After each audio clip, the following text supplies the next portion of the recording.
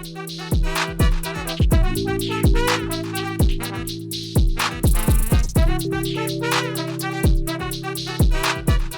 guys, welcome to this edition of Free Thinking with Montel. It's so good to have you here and so good to be able to share with you. And I'm so happy to have our guest on that we have on today. And why? Because, recently we have been looking at just a world in crisis. It's like, everything seems to be coming together at the same time. We're getting out of COVID, but then again, we're not getting out of COVID because now there's a new variant that has got everybody anxious and worried about whether or not COVID could bounce up and bang up again. And then we're sitting here worried about whether or not we are really sitting on the cusp of World War III. So much anxiety, so much stress. We recently read a report that somewhere between 30 and 60% of those people who spent more than 3 days in the hospital because of COVID are now suffering from some form of PTSD. And most of our first responders and doctors who have lived through this last 2 years of treating people with COVID and losing so many people are suffering from some form of PTSD and stress and anxiety. And, I don't know if we're spending as much time thinking about, the mental health of America. And we should be. And that should be as, turn on the news and, I get this all day barrage of rockets, red glare, and bombs and bodies on the ground. And, it's almost like, our news media is so obsessed with making sure that they lead with the blood rather than lead with the story. Um, and I don't know if we're thinking about what this is doing to the psyche of us as a people, not or as a race. I mean, as a species. And it's good to talk to people who, have their pulse on what's going on when it comes to our mental health. And our guest today is an authority, and experiencing a traumatic event can have tremendous impact on a person's life. The symptoms of PTSD can make a person feel constantly afraid and isolated. In addition, depression is common following a traumatic event and among people with PTSD, which often leads to substance abuse and in some cases suicide. According to the National Institute of Health, suicide is among one of the leading causes of death in the United States. It's important to realize that even though it may feel as though there is no hope, recovery and healing is possible. My guest today earned his doctorate in psychology at Florida State University. He went on to complete his residency at the Warren Alpert School of Medicine at Brown University and earned his MBA degree from Texas A&M. He served in addition to being as a field clinician and in leadership roles since 2011. He places emphasis on improving access to behavioral health services, community outreach, and integrating resources in order to provide the best outcome for each and every single individual. Dr. Ted Bender, thank you so much for joining us today on Free Thinking with Montel. Well, it's an honor to be here, Montel. Thank you for having me. Absolutely, sir. Thank you for being here. I mean, I just want to get your take for a second on, because you specialize in mental health and substance abuse, and substance abuse as well as suicide prevention, things that are brought on by anxiety and stress and PTSD. What do you think about the climate of us as a nation right now? I mean, we're coming out of a pandemic where people were so hyper sensitive and hyper anxious, and now we're being force fed every single day information about something that could or could not be, might not turn into Third World War. Come on, I mean, we've got everybody in this country sitting like on a powder keg, don't you think? I'm feeling it every day personally. And you're absolutely right. I was working in the hospital system when COVID started. So I literally started this job on January 1st, and then March happened, 2020, and I was in the hospital system with COVID. And I can tell you that our initial response was as good as it could get hospital wide. But what we quickly realized when I was running the mental health division of that hospital system is that we had to turn our resources inward towards our own people because of the amount of trauma and exposure to trauma that they were facing. And now, And fast forward years later. No, It's I'm even sorry to cut worse. you up. It's not only the trauma that they were facing, but the long, I mean, just the long hours. I Yes. was, I still today feel, a little disappointed in my industry, in this industry of the media, because, we focus so much on the trauma and the event, but didn't spend as much time talking about what it was doing to those who were trying to heal us all. I I was mean, I, still I heard something about a month ago. Somebody was telling me about a doctor who was personally threatened in the hospital because one patient said, "Well, I want this stuff that the president got." Well, Mhm. I don't have that. Well, I will make sure my boys show up here when you leave. I'm like, we gotten to this point where we're going to start threatening those who care for us? Doctors and nurses and medical techs in hospitals already face a lot of that way before COVID even began. They are harassed and spoken to horribly. And since this began and all of the hospitalizations and the COVID nightmare began, it just got worse and worse. That adds to the trauma and the victimization. But where it really comes into play is, and what the nurses told me during that time was, you have a patient who's in the hospital, has severe COVID, has to go on a vent, may not make it off the vent, and their family can't be there. And the nurse is the one with an iPad or whatever on a Zoom call with the patient saying goodbye to their family in case they can't make it off the vent. Do that once and imagine what that must be like. Now do that thousands of times, and it's unbearable. But the way you even explain it, I mean, I think most people don't even understand that even if they try not to have a relationship, let's say that you go, you're a nurse or you're a doctor, and you go in and say, "I'm not going to let this Yeah, get inside of me. I'm going to be and do my job professionally." But any person who's a nurse or a doctor has this part of their sense of being that's compassion, or they would have never gotten into the field. you're And right. so they walk in the rooms, and they can't but have a personal relationship with that person who is ventilated, that they're handing that iPad to say goodbye to their loved ones to for the first time. It's almost like they're saying goodbye. I mean, I don't think we give you guys. I'm sorry, I'm going to tell you, I don't think we give you enough respect, because you know, 2 straight years of this? Yeah. And here we go. Like you said, again, there's another possible variant. At this point, everyone's got caution fatigue. No one's going to care if there's another variant coming. We're not going to go back to closing businesses. The mask mandates aren't going to come back in full force because everyone is just sick of being cautious at this point, whether COVID gets worse or not.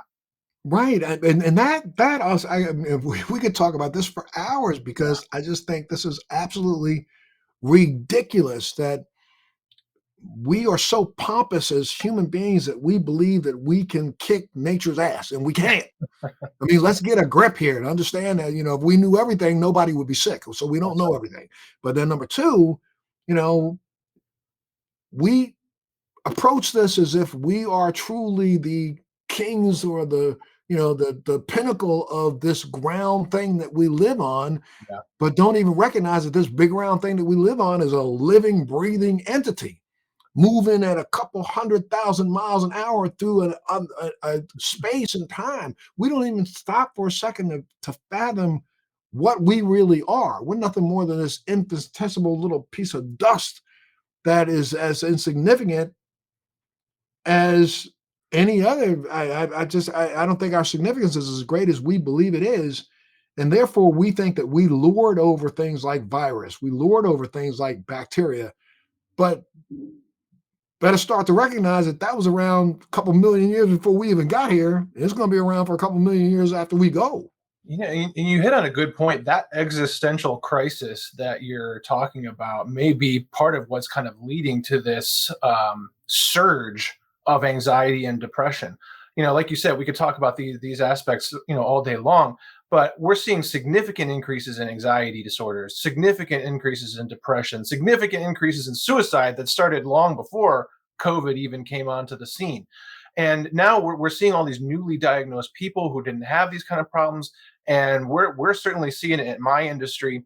And I'll tell you where I really get concerned, and the majority of the concern for me is our youth and our children. I have two little kids. They barely know school without masks until literally last Friday when they lifted the mandate here in California. My son has braces, and he's getting bullied now for having braces when no one knew he had them before because of the mask. I mean, there's so many different complications and nuances that we don't even have a grasp on yet. And I don't think we're even paying attention to over time how this is going to affect this next generation. I mean, you Yes. nailed it. This is a generation that has grown up and didn't know. Those kids that went to first grade 2.5 years ago Yeah, have never been inside of school without a mask on their face. that's right. But they've also never been inside of school without going, I'm worried about something. I don't know what it is. Everybody's worried about something. Everybody's worried about something. Walking around with that hyper sense of anxiety just because the adults are talking. And I don't know if we are paying close enough attention to this. I'm gonna slow it down a little bit because I was so excited to talk to you that I just jumped right in. But let's back up a little bit and talk about you, sir. I mean, I applaud you that you decided to become a doctor, but what even brought you into the field? I mean, tell me a little bit about your background. Where are you from? Sure. Well, that's a question I have a hard time answering. I've lived in 10 different states at this point, but I spent the place I lived the most was Tallahassee, Florida, where I went to graduate school and got my PhD. And when I was an undergrad there, I just became really fascinated with the human brain and how the human mind works, which just kind of got me into the field of psychology. I was always one of those people that wanted to focus his career on helping others. My parents will tell you I started saying that when I was 12 years old, and that stuck with me. I spent a lot of time teaching nursing students too at the undergrad level, and that's one thing we always bonded with. They like you said, they're helpers. They sacrifice themselves for others, and I've always felt that. My career path led into substance use disorders, with an affinity for helping veterans with substance use disorders when I was actually at Brown doing my residency. I was working with a lot of guys coming back from Iraq and Afghanistan, severe PTSD, but almost every one of them also had a severe substance use disorder. So I was And treating. that was brought on by their injury because of their usage of being treated, and right. So in some cases, yeah, they had injuries. They had war injuries. I had a patient who was injured in basic training, never had a substance use problem before, got addicted to opiates. Many paths lead to Rome, as they say, and almost all of them were dealing with these two comorbid conditions. So I'm treating the PTSD, and then I'm starting to realize that the most deadly thing that they're dealing with at the time was the substance use disorder, because that's going to kill them a lot faster. So I had to kind of flip gears and then treat the substance use disorder primary while also treating the post-traumatic stress disorder. And that's kind of what led me into the substance use field.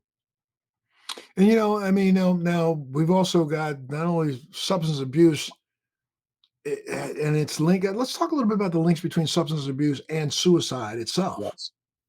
Yeah, it's the suicide death rates in the United States have been rising steadily for since 1999. In fact, since 1999, they've increased by 30% to a point now where we're losing 14 out of every 100,000 people in the United States to suicide. Is it a specific age group, or we're talking about it? This really crosses every age group, right? Yeah, the youth suicides are up. Even child age suicides are up. The highest risk category has generally been older white males, ages 54 and older, for a few varieties and variables and reasons. That's been the most at risk, and males are always more at risk of dying by suicide than females due to the lethality of means. And also, I guess males, their um, choice of how they commit suicide is often way more deadly than others, right? It's usually handguns, exactly. Whereas females are more likely to attempt by cutting or overdosing on pills, which has a lower mortality rate, generally speaking. Got it. And we're seeing a rise in female suicide, are we not? Yeah, in when I was in grad school, 2005 to 2012, roughly, there was about females attempted 5 times more than males, but males were 5 times more likely to die by suicide. Now that number is a little bit closer to 3.7. So for every completed suicide by a male, there are for every 3.7 attempts, there's to one ratio with males at this point. So basically, it's the gap is closing, is what we're saying. The female suicides are getting more lethal, and they're dying by suicide more than they were in the past. And I know that there's not one reason, but I mean, if you had to look at it, is it the way our society has evolved? Is it the sense of hopelessness in our society? Is what I mean, what do you think is really causing this? Yeah, there's a lot of different variables to answer that question, and I don't think we've nailed it exactly yet. But let's look at youth suicide for a moment. Why is youth suicide increasing? One It of the doesn't make sense. Doesn't make any sense to me. So yeah, why yeah, is it? one of the potential answers, and this needs to be continue to be thoroughly flushed out in the research. One big difference is social media, right? If you look at the biggest difference when I was a kid growing up, I mean, we had Ataris, we had house phones, right? Nintendos. We didn't have any social media. We didn't carry around these supercomputers in our pockets. We played outside most of the time and played sports, right?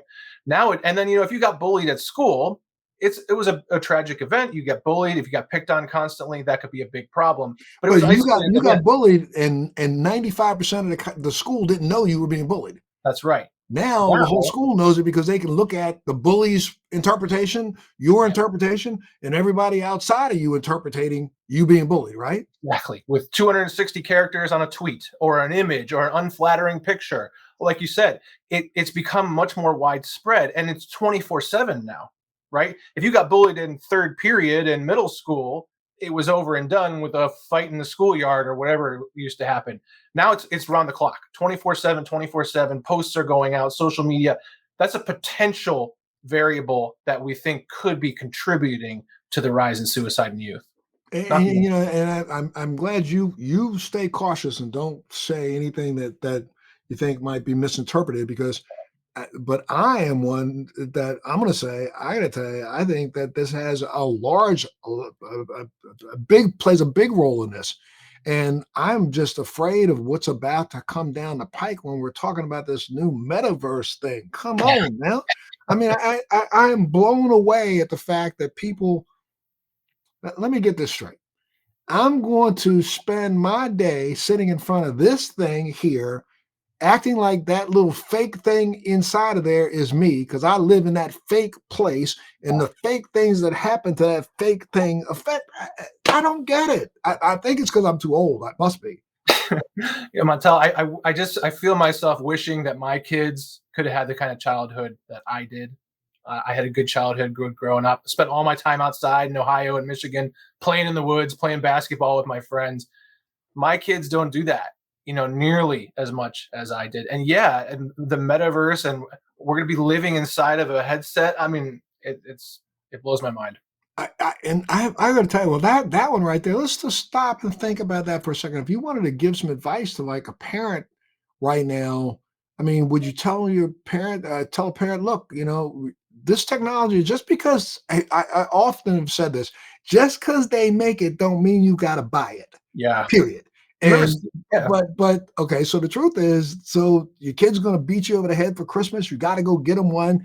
one, but can't we tell parents that there's nothing wrong with you saying, I'm limiting the amount of time you get to use this today. I'll lock this damn thing up if you use it more than 3 or 20 minutes a day.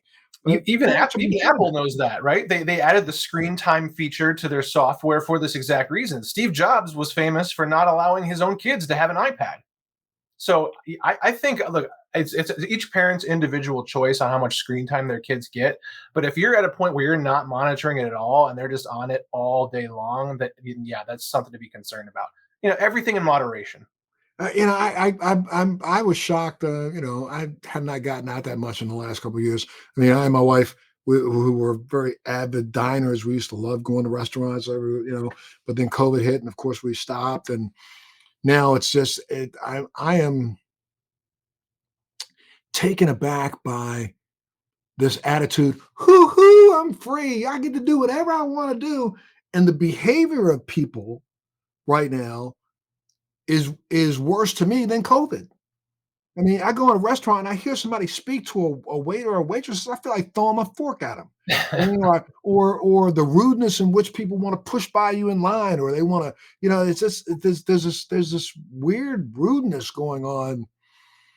You see that thing about, wise man stop being so kind to man. We call it mankind, but now there's no kindness in man. What there is, and very little of it. But in social settings now, it's almost like since we took a 2-year break, now all of a sudden there's a breakdown in socializing. One of the things that come along with increased levels of anxiety and depression as a nation and as a whole is also irritation. You're seeing that in the situations that you just mentioned. I've seen very similar issues. We have a rise in attack on Asian people in this country. We are seeing it on airplanes all the time where passengers are acting horribly towards the staff. And I do think there's a relationship there. I mean, when you have increased aggravation, increased anxiety, increased depression, we're going to see worsening of behavior, and it's not always possible to hold it in and just keep it to the home environment. It's leaking out into society, as you suggested. But it seems like it's becoming like almost social sport. I mean, I'm down here in Miami right now, and this is spring break, and I'm telling you, they're enforcing a curfew down here because these people are acting a fool. I Yeah. mean, I've seen foolish behavior before, but this is like almost foolish behavior on steroids. Um, and this is all when we look at that, the reflection of that on our youth. I want to go back and just make a little comment about when we were talking about screen time. That I think I was walking through the grocery store, and I remember I walked by this lady, and she had a baby, couldn't have been 3 years old. And I'm thinking the baby was two, around 2 years old, holding the mother's iPhone, and had right when I was walking by, I think I was before I got up to where the little cart was, baby dropped that iPhone on the floor. And the mother was, I was just thinking, is stupid enough to have the baby be too close to the racks of food. This baby went, I have never seen a baby go off like this for dropping a daggone phone. And because she wasn't able to play her game. I mean, literally knocked, it was near the spice rack. Man, one swinging arm knocked 30 things down on the ground, started screaming, howling at the mother. The mother came over, she started hitting the mother. The mother picked the thing up off the floor, gave her the little phone back, and baby shut up. I was like, what? Are you kidding me? That kid would never get another phone for the rest of their life. They're my kids, however, mother gave her the phone. Why? Because I think we've now, because of the stress of the mother, Yeah. that's an easier babysitter for her. It is. It's becoming one of the best babysitters in restaurants, especially. I think when this all shakes out, screen time and screen addiction is going to be one of the strongest addictions known to man. And combating it and fighting it is going to be extremely challenging. Challenge anyone you know to go on their screen time on their iPhone and see what their average screen time per day is. The majority of people are going to be at the 4 to 5 hour mark. And that's just Oh, not, that's going to get worse. well, mine is I'm been pretty happy. I know, though I've got to admit, I have been an avid live poker player. Yeah. I've done this. I like that game, so I play Yeah. poker. But I mean, there are times when I have noticed. I started noticing myself when I started looking at my screen time and realizing my screen time was because of my poker play. And I was like, dude, you got to calm down. I mean, I was playing a little bit too much poker during the day, and so I limit it now to late in the evening, and I normally play like one game and I stop. Right. Um, but but we're the technology is running at leaps and bounds so fast. I mean, again, this whole idea of me trying to live this virtual me, I just don't get it. And so they use psychology in their in-app development. You know how it is when you have a notification, or you hear your phone across the room make that characteristic ding mark, or you see that little red one on one of your apps. Good luck not checking it. Just Right, try, sit there in your discomfort, and then you'll see and begin to understand the problem that we're going to be facing. We're right, already right. facing. Well, let's get back to, I'm sorry, I keep going, diverting off to the left or the right, but you worked quite a bit on a military project for the DoD, identifying suicide risk from military members. I work quite a bit with, our veterans. I'm involved in the Fisher House. I'm involved in a show that I do that's called Military Makeover, Yeah. where we literally take deserting veterans and we make their homes over from the ground up and give them a forever home, just as a way not to just pay lip service to thank you for your service, but actually do something about it. Um, but tell me a little bit about what you were able to find in identifying those risk factors for our military members for suicide. Yeah, when I got involved in the early phases of that program, the Military Suicide Research Consortium, it was at a time where the military wasn't well known for letting people into just to study mental health in the armed forces. As you're well aware, with your time in the service, it was a kind of a don't talk about it, hidden thing, or sign of weakness. You certainly didn't want that in your file, having any kind of mental health issues, right? Right. But it got to a point back, in the early 2010s or in the early 2000s where we were losing a veteran a day to suicide. Active duty veterans were dying by suicide, not only in theater, but right when they were getting home or even before they went to war. And the military decided that they needed to understand what was going on, because now it's looks fairly bad. Their soldiers are killing themselves, but it's also a matter of warrior resiliency, where they had to preserve an asset. And I'm sorry to make that sound so inhumane, but that's the truth of it. It's not just about suicidality, but it's preserving the warrior. So they started to open up the research game, and also a lot of money and research dollars to go with it. So we were successful in creating this consortium, which ended up being over $70 million and still going. And then there's been dozens and dozens of studies since then. I think one of the more interesting things that we learned early on, and this has changed since I've left it, was that asking soldiers about suicidality, especially coming back from theater, wasn't the best way to get at it. Because, as you can relate to, if you're coming back from Iraq or Afghanistan or one of these engagements, and I say to you, Montel, are you having any thoughts of suicide?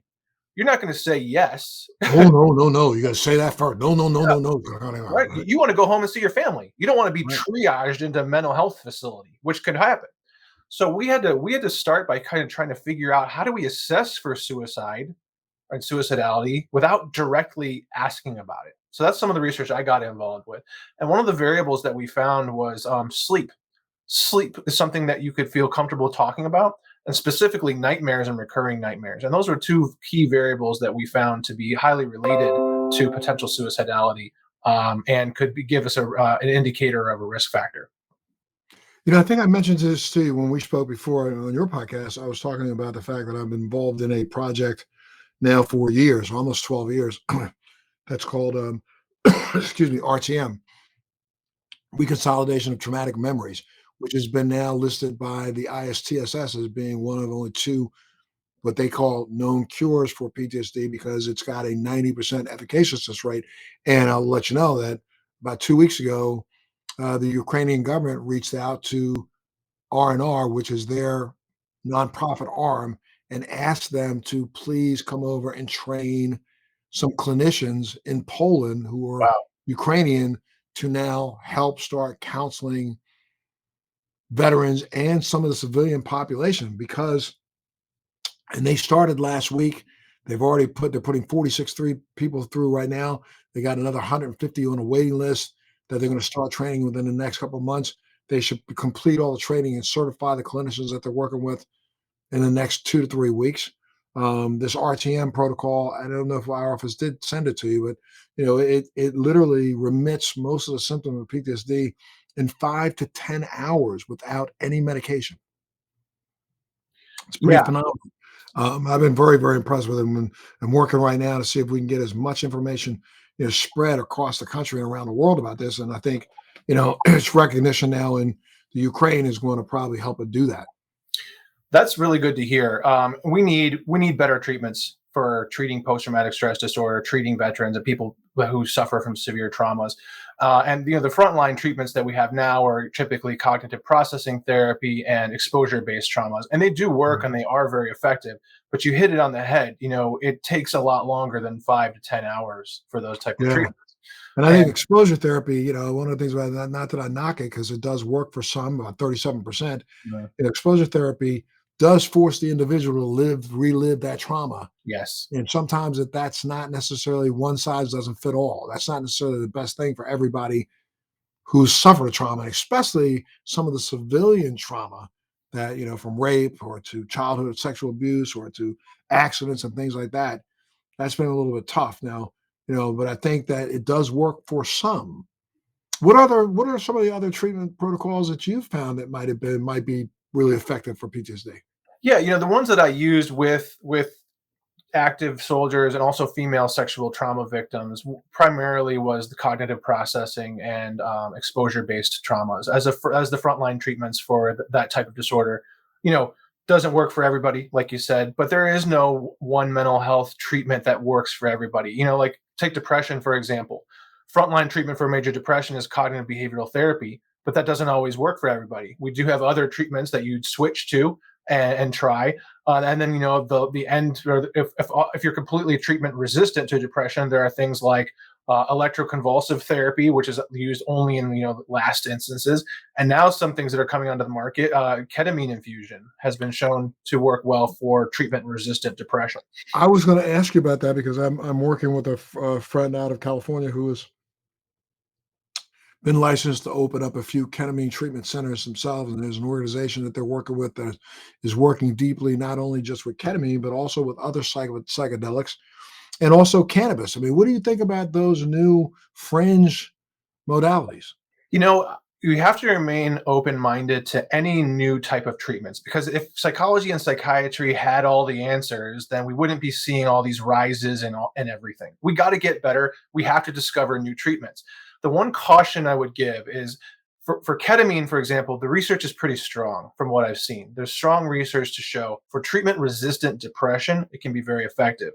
When it comes to the other psychedelics, the initial studies are very promising. And I'm keeping a very close eye on these studies. But again, the sample sizes are pretty thin still, meaning that we don't have enough sample size or large enough sample sizes to generalize this just yet. So I know people are getting very excited about it, and rightfully so, because we need something better. We need better treatments. But I still caution everybody to be careful to interpret small sample sizes to large scale generalizability. But there are very prominent research groups out there doing this work.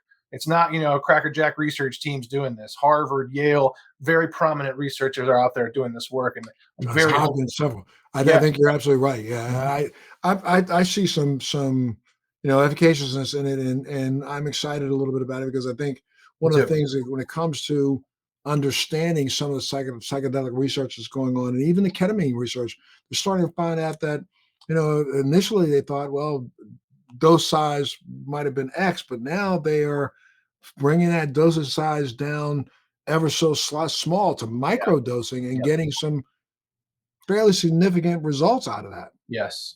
Yeah, that's why it's exciting, because, you know, the initial studies, the initial trials, the acceptability of doing this kind of work these days versus when it got shut down back in the 60s is exciting. And we have to remain open-minded. We need every tool we can get in the toolbox to fight this. I mean, I feel in my profession, I'm constantly on an uphill battle. You know, the addiction rates continue to get worse. Suicide rates continue to get worse.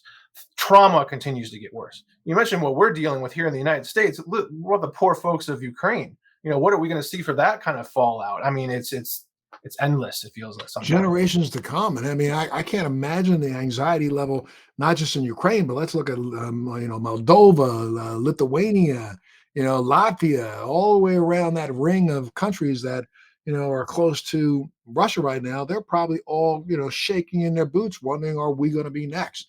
And so we have now it's 4 weeks in, and we are here protected by an ocean, Yeah, but you know, we're not protecting ourselves from our own media, which seems to be trying its best. Again, like I say, there used to be a saying in the media when I first entered about 20 years ago that was like, if it bleeds, it leads. That seems to be what we're trying to do every single day, making sure that we can show you the bloodiest story that we can and not recognizing that who the people are that are sitting in the living rooms around America who are watching this garbage. it's whoever's first, not necessarily what is true these days, Right. unfortunately. Right. Well, let's talk a little bit about what some of the myths around suicide. Yeah. Because most of the time, that people, and it still is something, of course, that is looked down upon. It's religiously looked down upon, but people look down upon the person who have attempted it and didn't succeed, Yeah. which may be part of the reason why the person tries it again. Yeah. There's some real common myths that people really believe, and I'm glad you asked that because every chance I get to correct the public on this, I take advantage of it. And at the Be Well Network as well, when we're talking to families, we have to do a lot of this kind of work too. I Yeah, think some of said the Be Well Network again. Go ahead and throw that out because if people want to get some information about that, where do they go? Yeah, a Be Well Network is a string of treatment and mental health and substance use disorder treatment facilities in Southern California, and you can learn more about us at bewellrecovery.com. Also, the number is 888-317-8395, and you can call us 24/7. But one of the most common myths about suicide, Montel, is that it's impulsive. This could not be further from the truth. So people tend to think that I'm going about my life, I'm not suicidal, I'm not having thoughts of suicide, and then boom, one day I just decide it and do it. That is a really common myth, especially among decedents or people that are left behind, family members, friends. Generally speaking, when someone dies by suicide, they have been planning for it, oftentimes for quite a while. They've been planning for it, they've been gathering material for it, they've become more comfortable with the thought of suicide, and it's not an impulsive decision. That's one of the bigger myths out there. Wow. And how about any others? Yeah, they always leave a note. Actually, in most cases, they don't. Um, it's the easy way out. You probably heard that people say that before. There's nothing easy about overcoming the most fundamental drive of life on this planet, which is survival. Overcoming one's own survival mechanism is extremely difficult. So there's nothing easy about it, and it goes back into the planning and becoming more comfortable with it over time. Nothing And easy. and there are probably signs that, again, those who say, "Well, I never knew this was they were Yeah. thinking that way." When you stop them and make them think, then they start coming up with the signs that they think they missed. Yes. Here's the keys to remember when it comes to that, when they're with signs and symptoms. First of all, when you become suicidal or having strong thoughts about attempting or making a suicide attempt, you have convinced yourself that everybody in your life will be better off if you're gone. You have to convince yourself of that. Otherwise, it's too painful to think about how hurt the people will be in your life if you die by suicide. The other component to that is a lack of belongingness, feeling as if you don't fit in anywhere. It's called thwarted belongingness. You have those two pieces which make up the desire for suicide. But even in and of itself, that's not enough. You also must have the ability to make an attempt.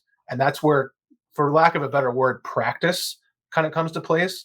Practice in your own head with the idea of dying by suicide, gathering materials, figuring out how you're going to do it, which leads to potential observable symptoms, like you mentioned. If you have a loved one or a family member or a friend who's often talking about death or dying, or starts giving away all of their belongings, or starts writing notes that they leave around or that are found that look like suicide notes, or talking about death or dying a lot, those are very clear indicators that there may be a problem and you should seek help right away. Absolutely. And now again, I think I asked this question earlier, but is there an age group that we really need to right now start looking a little bit more at? Is it the elderly right now because they see no reason to still be here, or is it the youth that we need to be looking at a little bit closer, or it's really not that simple? I think both. White Caucasian males over the age of 54 is your most at-risk group, hands down. But like you just hit on, the 15 to 24-year-olds, that's kind of been hovering as the second or third leading cause of death for that age group now, in the 2020s, is suicide. So it's actually one of the highest methods of death for 15 to 24-year-olds. Wow.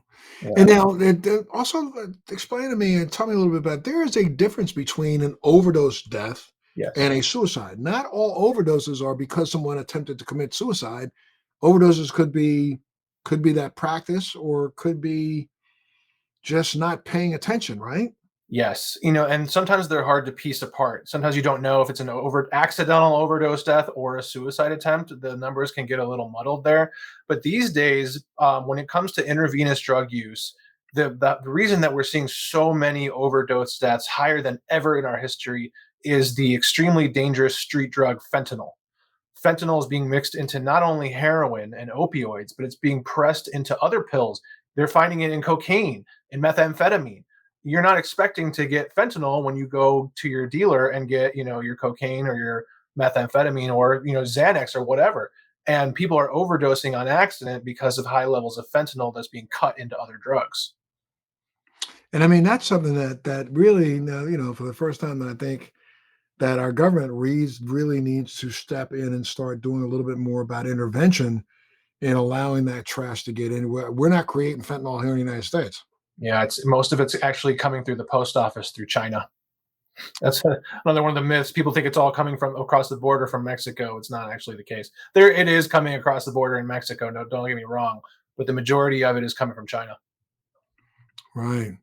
And I mean, now, we have to, I guess you're looking at drug addiction that would lead to drug death or overdose differently than just treating the signs of depression and things that are leading to suicide.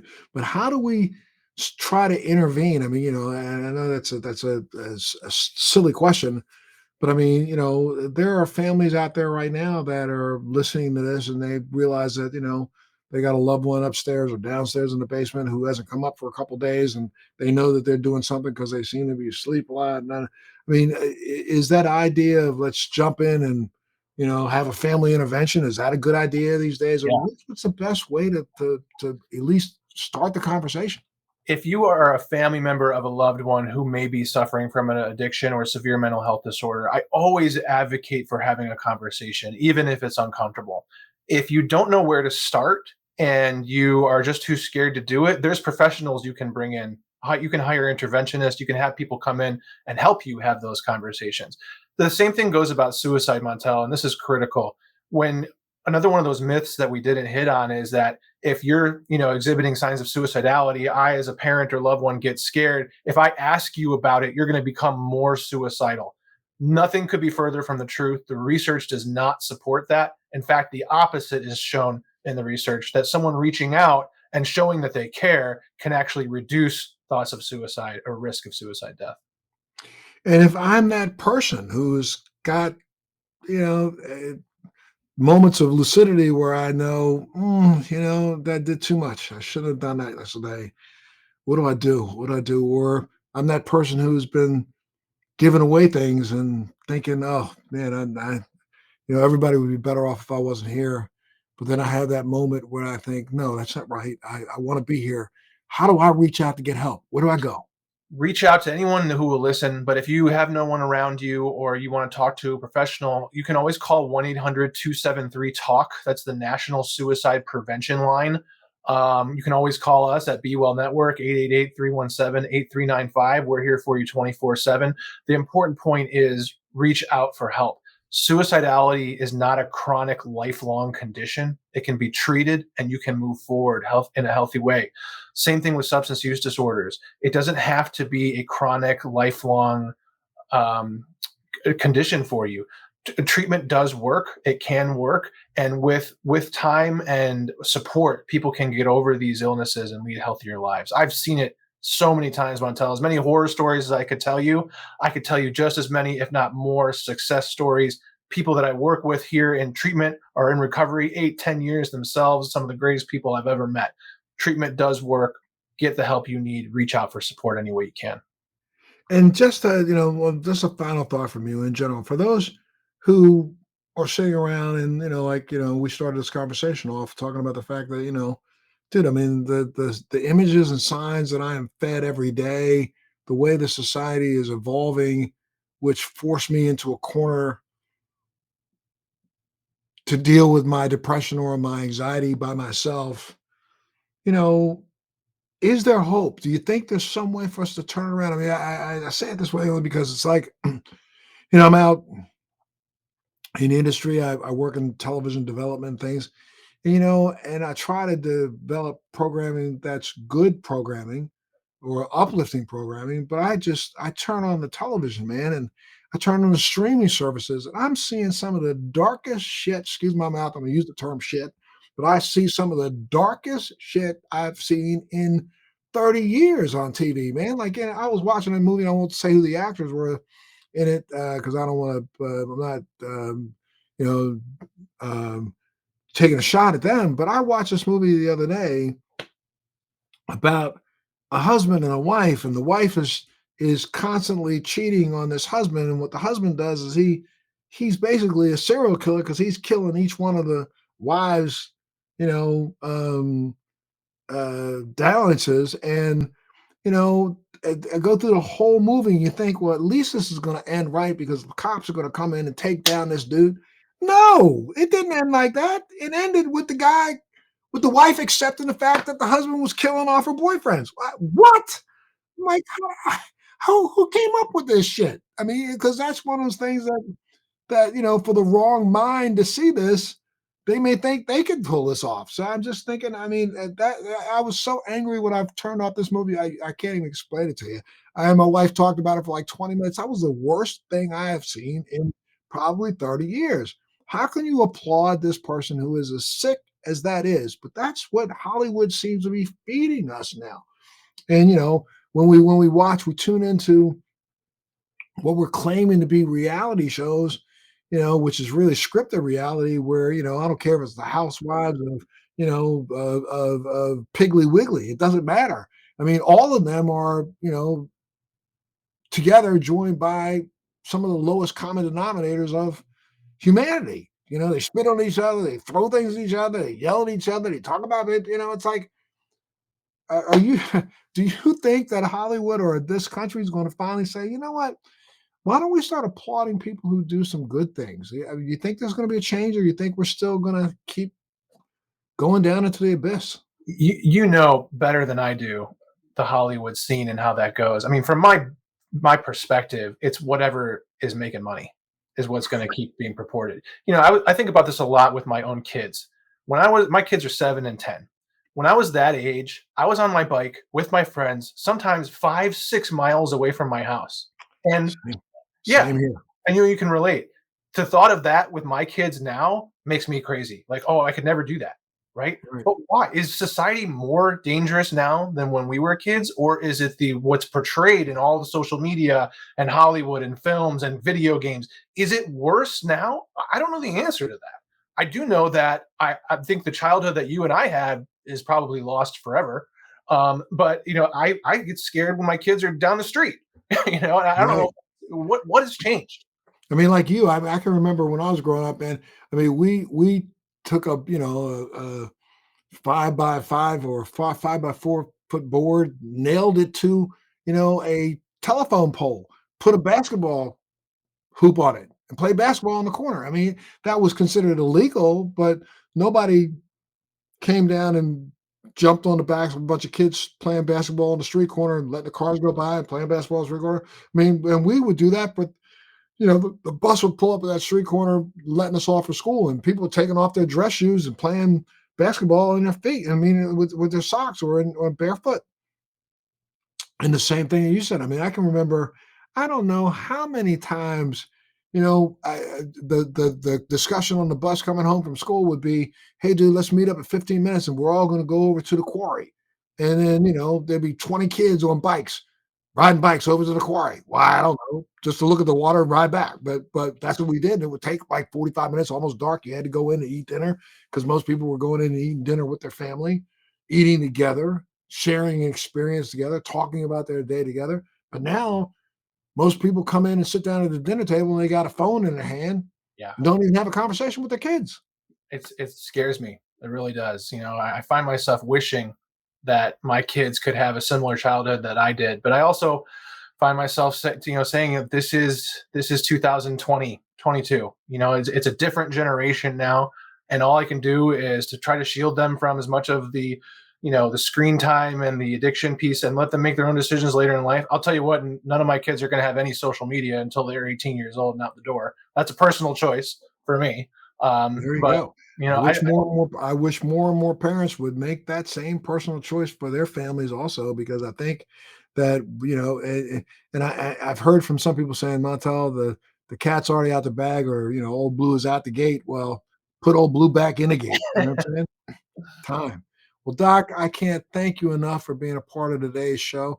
I know that it's been enlightening to a lot of people out there. Give out that number one more time for those who are just in need and might want to have somebody they can talk to. Absolutely. The website is bewellrecovery.com and the 24-hour number is 888-317-8395. Please do reach out for us. We can help you.